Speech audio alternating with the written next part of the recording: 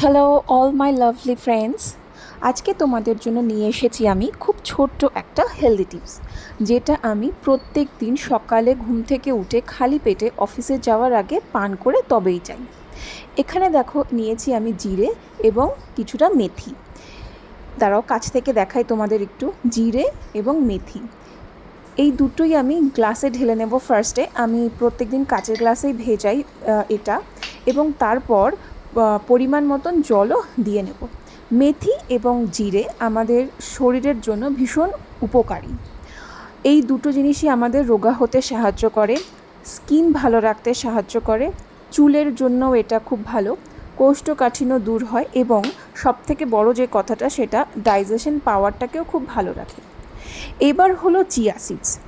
আমি 1 চামচ চিয়া সিডসও প্রত্যেক দিন রাত্রেবেলা ভিজিয়ে রাখি। 1 চামচ চিয়া সিডস নেব এবং কিছুটা পরিমাণ মতন জলও আমি দিয়ে দেব। চিয়া সিডস আমাদের রোগা হতে খুব সাহায্য করে এবং চুল এবং স্কিন দুটোই ভীষণ ভালো রাখে এবং কোষ্ঠকাঠিন্যও দূর করে। তো এই দুটো ড্রিঙ্কস আমি চেষ্টা করি প্রত্যেক দিন রাত্রেবেলা ভিজিয়ে রাখার জন্য। মাঝে মাঝে ভুলেও যাই আমি। এই দুটো ড্রিঙ্কসের আমি কালকে সকালবেলা ঘুম থেকে উঠে পান করব।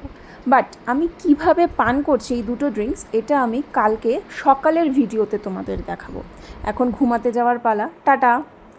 দেখো সকালবেলা ঘুম থেকে উঠে দেখি এগুলো ফুলে পেঁপে অনেকটা বড় হয়ে গেছে। তো চিয়া সিডসের জলটা আমি এমনিই পান করে নেব, আর মেথি এবং জিরের জলটা আমি হালকা ইসুদুষ্ণ গরম করে একটু হলুদ গুঁড়ো দিয়ে তবেই পান করব। চেষ্টা করবে তোমরা ভালো হলুদ গুঁড়োটা ইউজ করার, বা হলুদ যদি বাড়িতে তুমি একটু গুঁড়ো করে নিতে পারো তাহলে সেটা খুব ভালো হয়।